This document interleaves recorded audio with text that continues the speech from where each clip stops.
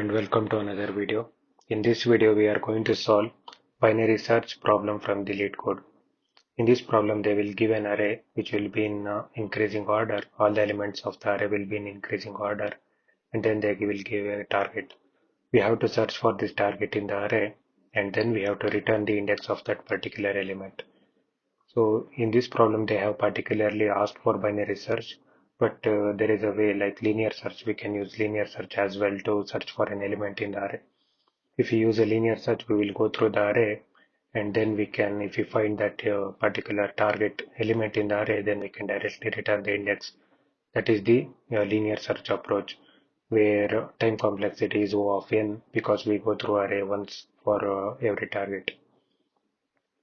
So in the binary search, what we do is we take advantage of the fact that array is already sorted. Once the array is sorted, so we can follow this approach. Initially, we will take two variables. One will point to the 0, that is the first index of the array, and another variable which is right, which will point to the len minus 1, that is the total length minus 1, which will be the last index of the array. And at every point, we are going to compute the middle from the left and right. So initially our search range will be this whole array, where left will point here and right will point to this index, and we are going to compute the middle. And then we are going to compare what is the element which is present at the middle index to the target value. If the value present at the middle index matches with the target, then it means that we have found the target. We can directly return the mid. But if that is not the case, if our middle is greater than the target, since the array is in the increasing order, if the middle is greater than the target, then every other element which is present to the right of that middle element will also be greater than the target. So there is no point in searching to the right. We will bring the right boundary to the mid minus 1. So this is the case when our middle is greater than the target. If our middle is less than the target, in that case, if the middle itself is less than the target, then every element which is present to the left of the array will also be less than the target.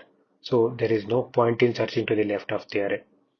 So we will bring the left boundary to here. So this is the approach that we are going to follow while searching for an element for a particular target. And we have to check whether our left and right are kind of at the same with the relative position. Because if left and right cross each other, and then there is no possibility to find that particular target. In that case, we have to return minus 1. With keeping that approach in mind, we will start writing the code for this problem. Initially, left will be 0, and our right will be len of nums minus 1. So while left is less than or equal to right,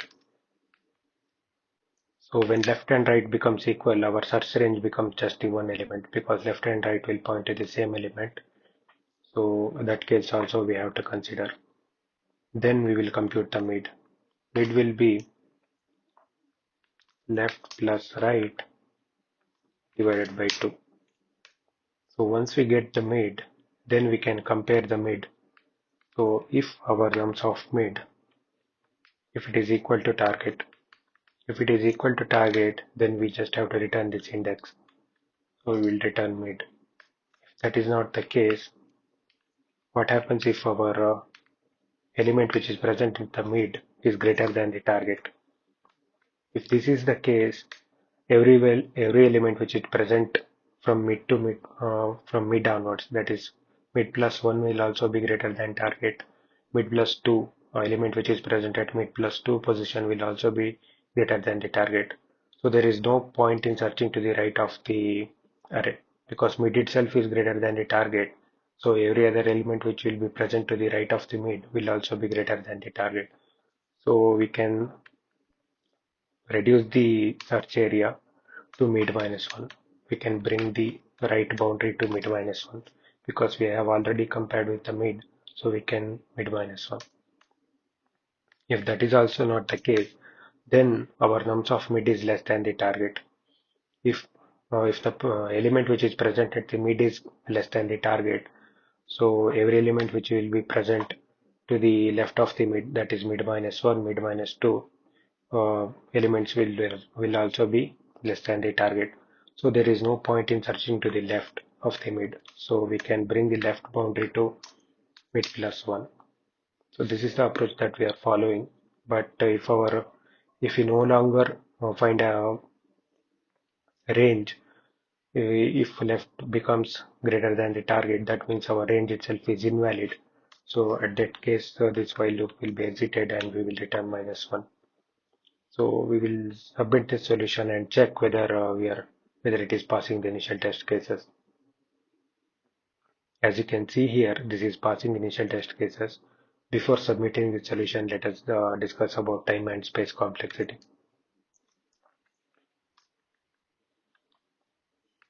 So time complexity is not straightforward for this binary search because it seems that we are going through the array once, but that is not the case. At each point, we are kind of shrinking that range. So I will give you an example here. So if there is an element n and how many times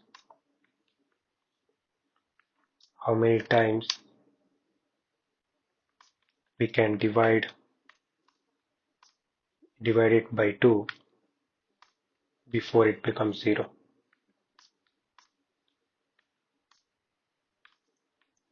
So this is what we are doing here, because at each point we are either we are moving the either we are if we find the target, it is fine. If that is not the case, we are reducing the search range by 2, because we are computing the middle, and then we will move the left or right to the we will move the left to the mid plus 1 or move the right to the mid -1 based on these conditions.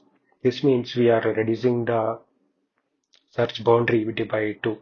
So if the initial range is n, then at each position we are reducing it. So it becomes n by 2 and then it becomes n by 4 and so on. So at some point this range becomes 0.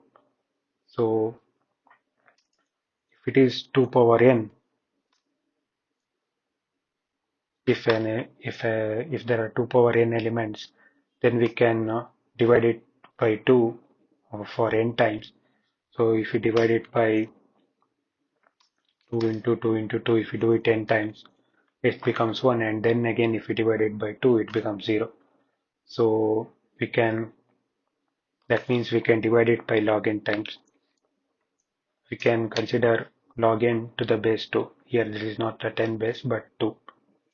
Log n to the base 2, because if there are 8 elements, then we can log 8 becomes 3, because we can divide 8 at most 3 times before it becomes 0, because 8, and if we divide it by 2, it becomes 4, and once again if we divide it by 2, it becomes 2, and once again if we divide it by 2, it becomes 1. We have already divided it by 3 times by 2, and if once again if we divide it, it becomes 0. So this is the approach behind calculating time complexity for binary search. So our time complexity becomes O of log n.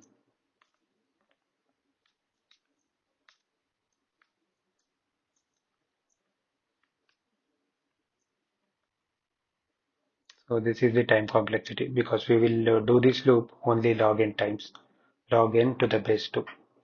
So what is the space complexity?